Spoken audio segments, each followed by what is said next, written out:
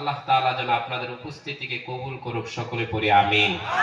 আসুন আমরা কথা না বাড়ি, আমরা কথা বলবো মহাবিশ্বের মহাবিষয় মহাগ্রন্থ আল কোরআনুল কারীম থেকে। এই কোরআনটা হচ্ছে পৃথিবীর সর্বশ্রেষ্ঠ একটি কিতাব, ঠিক কিনা?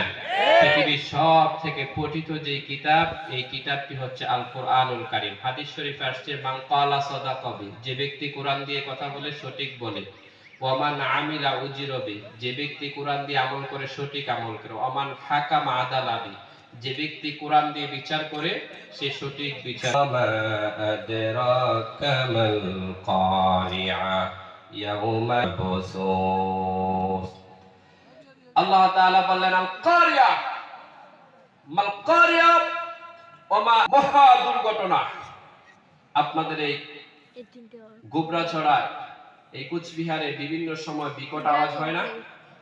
কে বলতে পারেন এমন একটি শব্দ আপনি শুনেছেন যে শব্দের কারণে আপনি ভয় পেয়ে গেছেন, আপনি আতঙ্কিত হয়ে গেছেন, আপনি খুব ভীত হয়ে গেছেন, এমন একটি শব্দ আপনার জীবনে কখনো আসে নাই? কিসের আওয়াজ বলেন তো ভাইরা?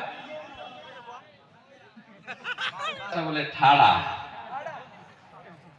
একজন একজনের বদদোয়া দেয়, আল্লাহ ঠাড়া পড়ো তোর উপর, নাউজুবিল্লাহ পড়েন।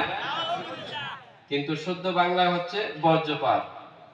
এরপরে এক ভাই বলছে টায়ার যখন ব্রাস্ট হয়ে যায়, তা আমি মেদিনীপুরে গেলাম, ওই জায়গায় টায়ার না বলে আমার একটা টিয়ার। আমি কই টিয়ার কি রে, এটা তো আমার মাথায় ঢুকতেছে না। পরে মসজিদের ইমাম সাহেব আমারে বলতেছে হুজুর, ওই যে বিশ্ব রোডে যখন ট্রাকের চাকা ব্রাস্ট হয়ে যায় তখন একটা শব্দ হয়, ঠিক কি না? এরপরে ইলেকট্রিসিটির যে ট্রান্সমিটার আছে ওইটা যখন ব্রাস্ট, আবার রব্বুল আলামিন যে আওয়াজের কথা বলেছে, এটা গ্যাসের সিলিন্ডার ব্রাস্ট হলে যে শব্দ হয় ওই শব্দের মতো নয়। আল্লাহ রাব্বুল আলামিন যে আওয়াজের কথা বলেছেন এই আওয়াজটা টায়ার ব্রাস্ট হওয়ার আওয়াজের মতো নয়, বজ্রপাত হলে যে শব্দ হয় ওই শব্দের মতো নয়। রব্বুল আলামিন বললেন সেদিন আওয়াজটা তখন হবে যখন ওয়ানফিকা ফিস-সূর। আল্লাহ তাআলার একজন সম্মানিত ফেরেশতা আছে, নাম হলো ইসরাফিল, যার পা গুলো জমিনের নিচে, মাথাটা হলো আকাশের উপরে। সাইয়েদনা ইসরাফিল আলাইহিস সালামের মাথায় যদি পৃথিবীর সমুদ্র সাগরের পানিগুলো যদি তার মাথার মধ্যে ডালা হয়, আমার গোবরা ছড়ার ভাইরা মনোযোগ দিয়ে শুনেন, এক ফোঁটা পানি জমিনে পড়বে না, তাহলে বুঝেন ওই ফেরেশতার মাথাটা কত বড়। কথা ঠিক কিনা? আমি আপনি ফু দিলেন, সামনে যদি কাগজ কিংবা হালকা কিছু থাকে এটা কাঁপাকাঁপি শুরু হয়ে যায়। যে ফেরেশতার মাথাটা এত বড়, যিনি সিংহায় ফুৎ করে দিবেন পৃথিবীটা ধ্বংস হওয়ার জন্য, ওই শব্দটা কত বড় হবে, সাউন্ডটা কত বিশাল হবে, ভয়াবহতা কত হবে। আল্লাহ বিশ্ব মানুষের কাছে প্রশ্ন করলেন, আল্লাহর হাবিবের মাধ্যমে আল্লাহ বললেন আল কারিয়া, বিকট আওয়াজ, বিকট শব্দ। মাল কারিয়া, কিসে বিকট শব্দ? এরপর রব্বুল আলামিন নিজে বললেন আমা আদরাকা মাল কারিআ, ও আমার সম্মানিত নবী, ওই বিকট শব্দ সম্পর্কে আপনি কিছু জানেন নাকি? কাকে বললেন?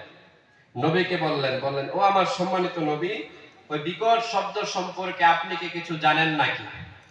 আমার বন্ধুরা, রব্বুল আলামিন যতক্ষণ পর্যন্ত না নবীজিকে না জানান ততক্ষণ পর্যন্ত নবী নিজ থেকে কোনো কথা বলেন না।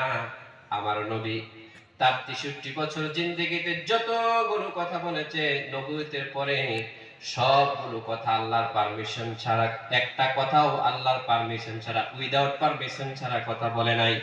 এজন্য রব্বুল আলামিন বললেন ইন হুয়া ইল্লা ওয়াহয়ুন ইউহা।